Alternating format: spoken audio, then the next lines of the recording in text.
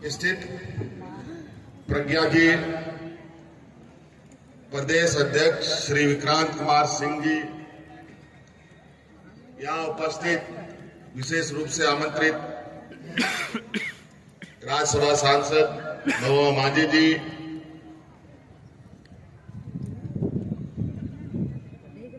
विधायक अंबा प्रसाद जी और देश के लगभग सभी राज्यों प्रमुख प्रतिनिधिगण, चूंकि यहाँ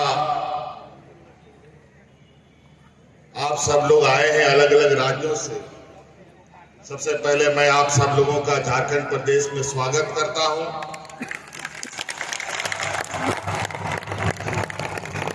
पेंशन की आवाज जो आप पूरे राष्ट्र के स्तर पर उठा रहे हैं,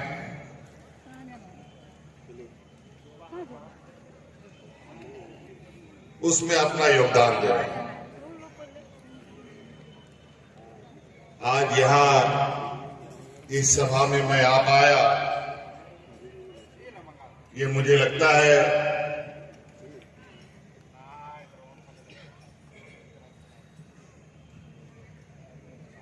जो मुझे लग रहा था थोड़ी देर पहले कि शायद मैं यहां नहीं पहुंच पाऊंगा, क्योंकि जहां मेरा अभी प्रोग्राम था वहां इतनी घनघोर बारिश थी, इतनी घनघोर बारिश थी कि शायद हमें आज रात वहीं रहना पड़ा,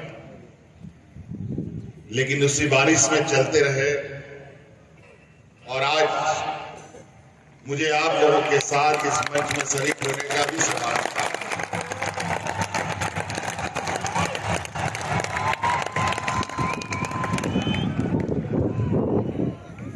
पुरानी पेंशन की मांग,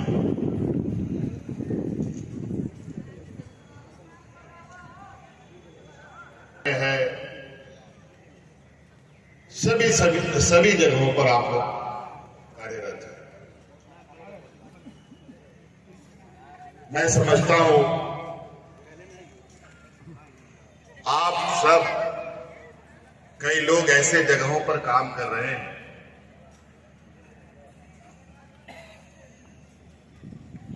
जहां पर निश्चित रूप से काम करना वहां कई मायने में काफी चुनौती भरा रहता है। झारखंड प्रदेश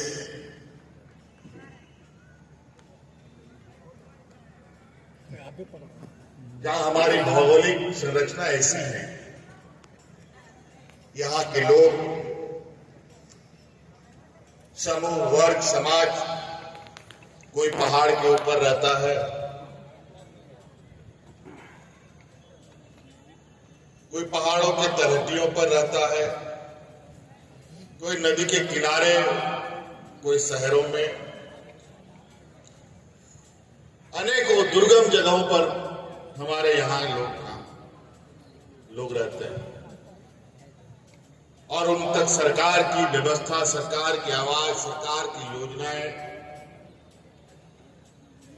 सरकार के संदेश उन तक पहुंचाने का काम आप सब लोगों के माध्यम से हम करते हैं। यूं मानिए कि सरकार की आंख, सरकार के हाथ, पैर, नाक, कान सब आप लोग हैं।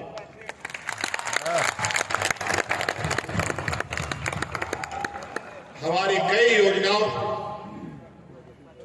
धरातल पर सफलतापूर्वक उतारने की जिम्मेवारी आप अपने कंधों में लादकर जंगलों में, पहाड़ों में, नदियों में जाते हैं।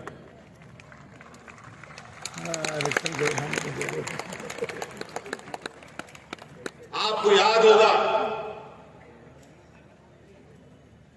2019 के पहले 5 साल जो पूर्व में सरकार रही, उन 5 सालों को याद कीजिए। और वर्तमान 3 साल हुए सरकार का उस वक्त को ध्यान दीजिए तो आपको बहुत स्पष्ट फर्क नजर आएगा कि पिछले 5 साल में कोई ऐसा दिन नहीं था जहां पर यहां के कर्मचारी हो या और भी कोई वर्ग हो वो धरना प्रदर्शन करने के लिए सड़कों पर ना उतरता। लेकिन आज आप 3 साल देख लीजिए, कोई भी वर्ग, कोई भी समूह आज इस सरकार पर विश्वास रखते हुए एक दिन भी धरना प्रदर्शन पर नहीं।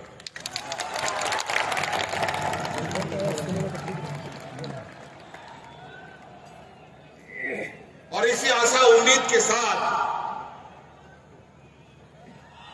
सरकार उन लोगों ने बनाई है, आप लोगों ने बनाई है, इस राज्य के लोगों ने बनाई कि उनके सपने साकार होंगे, उनकी मांगे पूरी होंगी। और उसका परिणाम स्वरूप आप लोगों ने देखा होगा कि विगत 2.5-3 साल के अंदर तो हम लोग 2 साल कोरोना में लथपथ रहे और कोरोना में भी झारखंड जैसे पिछड़े सरकार ने, पिछड़े राज्य ने जो प्रबंधन की मिसाल कायम की, वो भी देश में एक लंबा लकीर इस राज्य ने खींचा है। ना हमारे पास डॉक्टर पर्याप्त, ना अस्पताल सही ढंग का, ना इलाज के उपकरण हमारे पास सही। ऐसे स्थिति में भी जहां पर लोग जानवरों की तरह, जैसे मुर्गियों में बर्ड फ्लू का बीमारी चलता है तो कैसा मुर्गी सब मर जाता है, एक साथ लाखों लाख मुर्गी, वैसे लोग मर रहे थे। वैसे स्थिति में भी इस रात को बिना अफरा तफरी के शांतिपूर्वक हम लोगों ने खींच निकालने का काम किया है। और ये सभी चीजें आप लोगों के सहयोग से संभव हो पाया।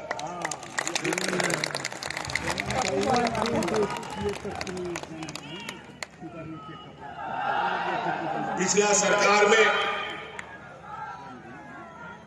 यहां पर लोग हाथ में राशन कार्ड लेकर के भाग करते हुए मर गया। लेकिन इस वैश्विक महामारी में महीनों तक लोगों को घर में ताला बंद करके रहना पड़ा। मजदूर किसान तबका का ये राज है, लेकिन एक भी व्यक्ति को भूखा मरने इस सरकार ने नहीं दिया। और वो भी हमारे अकेले, आपके सहयोग से। हमारी आंगनबाड़ी की दीदी, महिला सखी, महिला समूह के महिला दीदियों ने जो सहयोग किया, निश्चित रूप से उस सलामी के पात्र, जिन्होंने अपने जान जोखिम में डालकर गांव में, पंचायतों में, प्रखंड में, मोहल्लों में भोजन बना करके उन गरीबों को मुफ्त खिलाने का काम किया था। ये बात हम कैसे भूल सकते हैं? 2 साल सारा कुछ ठप, और अभी जितना दिन चले हैं, 8-9 महीना समझिए, हम लोगों के थोड़ा गति लेने का हम लोगों ने प्रयास किया है। और उसमें आप लोगों ने देखा होगा, इस राज्य का जो एक वर्ग था, जो पारा शिक्षक समूह था, जो 12 महीना में 11 महीना आंदोलन रहता था, ना जाने कितने लोगों की जानें चली गई, उन 12 शिक्षकों का समस्या का समाधान जड़ से करके आज वो 11 महीना स्कूलों में कार्यरत है।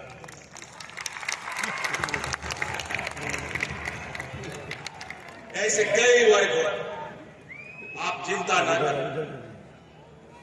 आज इस कार्यशैली को देखते हुए, आज इस राज्य के मनोदशा, यहाँ की स्थिति, यहाँ की परिस्थिति, यहाँ के लोगों, यहाँ की हर वर्ग तबके के लोगों को ध्यान में रखकर सरकार अपने कदम बढ़ा रही है। हम हर उन लोगों तक, उनके अंदर तक की समस्याओं को समझने का प्रयास करें। झारखंड वैसे लोग कहते हैं पिछड़ा राज्य, और और है भी। यहां पर गरीब, किसान, मजदूर सबसे अधिक है। देश में लगभग सबसे पिछड़े राज्यों में से इस राज्य को गिना जाता है। यह सुनकर शर्म से झुक जाता है कि आखिर क्या अभिशाप है इस राज्य में तो ये आगे नहीं बढ़ पा रहा। सरकार बनने के बाद इसकी जड़ तक में जाकर के हमने उससे जानने का प्रयास किया कि इस राज्य में कौन सी ऐसी बीमारी लग गई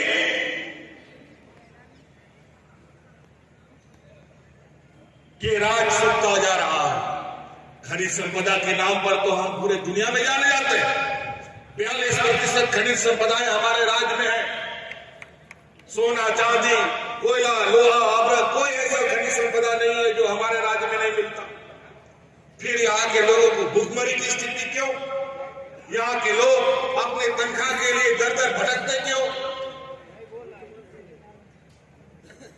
यहाँ के लोग बड़े पैमाने पर दूसरे राज्यों में पलायन करते क्यों? बहुत गहराई से अध्ययन करते करते हमें कुछ चीजें नजर में आई, और जो नजर में आई निश्चित रूप से वो इतना भयावह था कि मुझे लगता है कि अगर 2019 में सत्ता परिवर्तन नहीं होगा तो इस राज्य को कोई नहीं बचा सकता।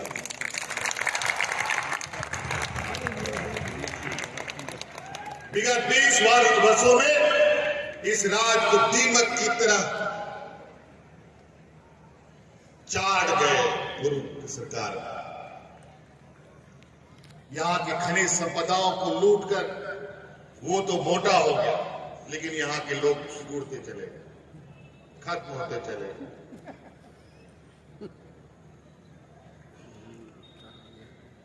अनुबंध की व्यवस्था, कॉन्ट्रैक्ट की व्यवस्था, पूर्व की सरकार की दी हुई वो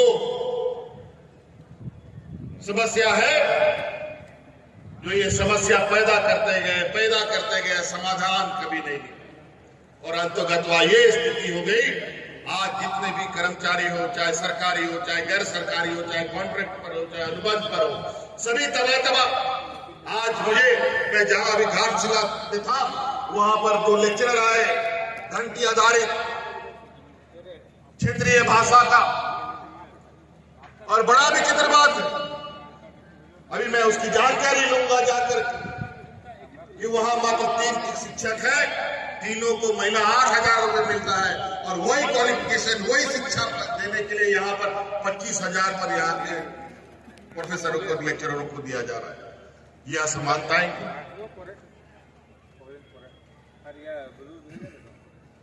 बहुत अजीबोगरीब तरीके से इस राज्य की स्थिति का इन लोगों ने 20 वर्षों में कर रखा है। कहां से समेटू, कहां पर खत्म होगा, कहना बड़ा मुश्किल लगता है। लेकिन हम लोग हार मानने वालों में से नहीं। अगर इस राज को हम लोगों ने लिया है और इस राज को आगे बढ़ाने की जिम्मेवारी कंधे में है, तो निश्चित रूप से इसे आगे बढ़ाएंगे, और ये आप लोगों के सहयोग से आगे बढ़ाएंगे। आज आप देखिए, यहाँ विधि प्रयोगशाला, फॉरेंसिक लैब का निर्माण हुए वर्षों हो चुके हैं, पेंशन दिया जा रहा है।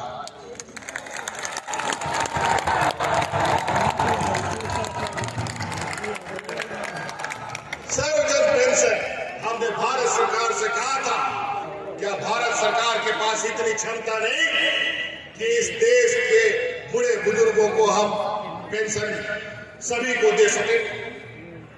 कोई जवाब नहीं। लेकिन झारखंड की स्थिति वो हालत थी कि इसका समस्या का समाधान किसी के पास न कोई विधायक, न पदाधिकारी होते।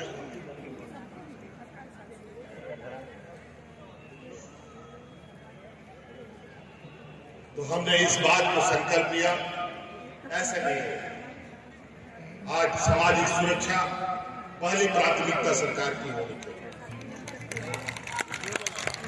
और इसी को ध्यान में रखते इस राज्य की विधवा महिला, इस राज्य के बुजुर्ग महिला पुरुष, इस राज्य की दिव्यांग, इस राज्य की एकल महिला, सभी को जितने हैं एक भी छूट ना पाए, सबको पेंशन देने का हम लोगों ने कार्यक्रम किया। और कानून सिर्फ बनाया नहीं, आप घर घर में खोज खोज करके बुजुर्गों को खोजा जा रहा है, दिव्यांगों को खोजा जा रहा है, और विधवा महिलाओं को खोजा जा रहा है, ताकि कोई बिना पेंशन का ना बचे इस राज्य में। और इसका काम, इसकी जिम्मेवारी भी आप लोगों के माध्यम से हम पूरा कर रहे हैं।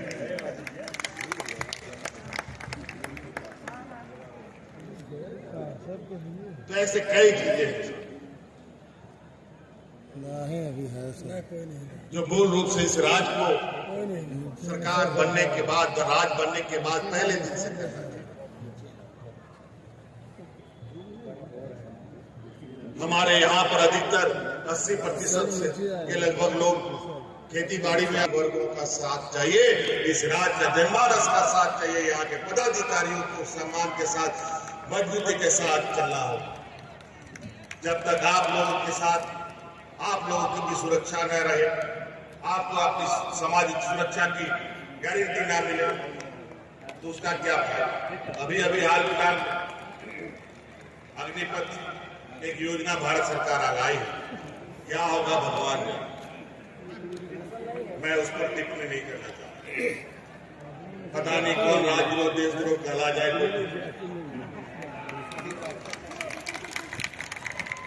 लेकिन होगी, इस पर भी बात आएगी। इसका प्रभाव पड़ने दीजिए, तब पता चलेगा आज किस तरीके से प्रभाव। क्यों आज आप लोगों को पुरानी पेंशन मांग करने की जरूरत पड़ी? क्यों पहले से आप लोग मांग नहीं करते? आखिर आप लोगों ने भी कुछ सोचा समझा होगा।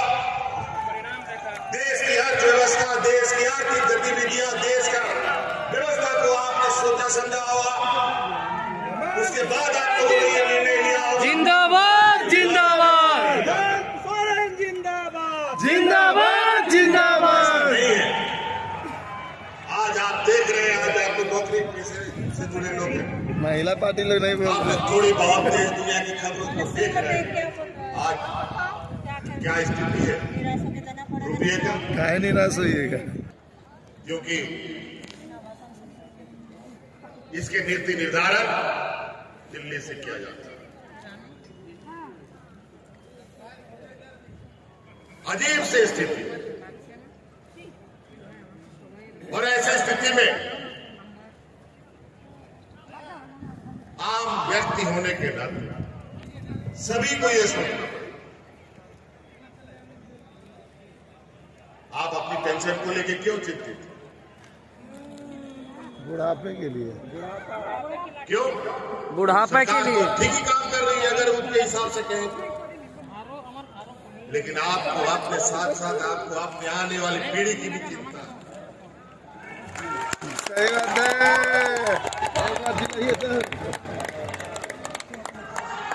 आज कोई भी परिवार, कोई भी व्यक्ति एक समय के बाद अपने आने वाली पीढ़ी की सुरक्षा की भी चिंता है। आज इसकी गारंटी कौन देगा? क्या बाजार देगा? क्या आप दीजिए। क्या अपर बाजार दे देगा कि और लोअर बाजार दे देगा? हेमंत दादा मिल जाएगा आपका आने वाली पीढ़ियों का सुरक्षा। इसलिए संवैधानिक पदों पर बैठने वाले लोगों को,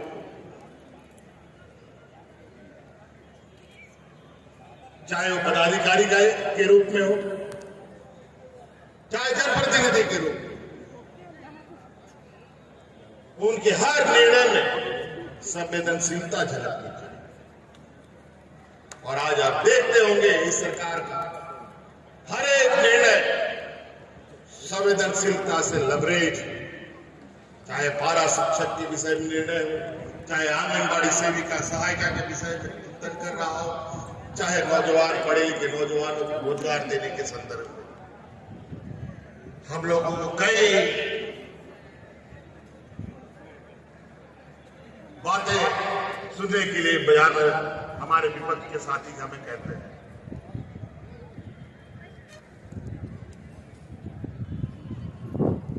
मतलब आज जो स्थिति है, मैं कभी कभी सोचता हूं कि आखिर 20 वर्ष तक की इन समस्या का समाधान कैसे होगा। सरकार बनने के बाद तो ठीक से हम खड़े भी नहीं हुए, कोरोना हमारे सर पर आके बैठ गया। मतलब कहावत ये है कि सर मुड़ाते ओले पड़े। और रही बात अब काम करने की गति देने की, जब हम गति दे रहे हैं तो हमारे विपक्ष के सहयोगियों के पेट में दर्द हुआ और नए इन प्रकार हमारे गति को कितना हम रोक पाए। तो कभी सीबीआई, कभी ईडी, कभी इनकम टैक्स के लोगों को पूरे देश और पूरे राज्य में चरवा रहे हैं। चिंता मत कीजिए, उन लोगों से मैं निपट लूंगा। बस आप राज के हर एक स्तंभों को मजबूती से पकड़े रहिए, बाकी लोगों को तो मैं जिंदाबाद जिंदाबाद जिंदाबाद जिंदाबाद जिंदाबाद। आज ये पदाधिकारी है कि जनप्रतिनिधि के गुर्गे हैं, ये समझना बड़ा आसान नहीं। हमको तो जानकारी मिलती है कि जब लोग पूछताछ के लिए ले जाया जाता है, ले आया जाता है कहीं कहीं, तो सबसे पहले तो ये बात पूछा जाता है कि भाई सरकार को फिर से हम लोगों ने अहदे में लिया।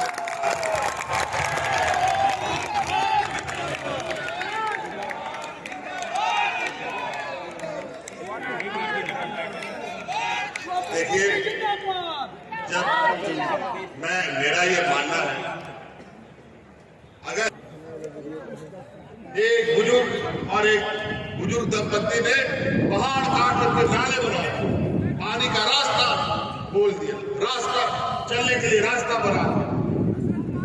सोच, वो अकेला दंपत्ति पति पत्नी ने मिलकर इतना बड़ा पहाड़ काट करके, या तो उसके लिए रास्ता चलने के लिए जो 50 किलोमीटर लोग जाते थे, उसमें 5 किलोमीटर का रास्ता बना। दो लोगों ने इतना काम किया, पति पत्नी ने। भूखना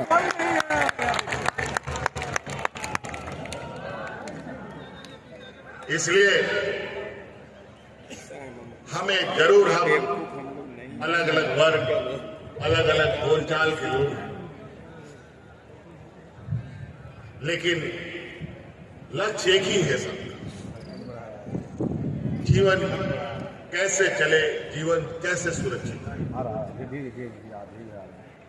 और इस संदर्भ में जब हम विपक्ष में थे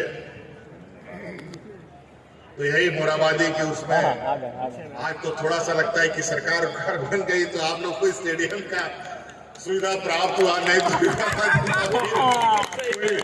खुले मैदान में आप लोग इकट्ठा हो रहे होते। आज देखिए हर बार लाठी डंडा, पिछला 5 वर्षों में पता नहीं कितने कर्मचारियों ने लाठी डंडे खाए होंगे, कितने लोगों का हाथ पैर टूटा, भगवान का। आज ऐसा क्या दिन आ गया, ऐसा कौन सा बदलाव हो गया जो बिना लाठी डंडा के काम हो रहा।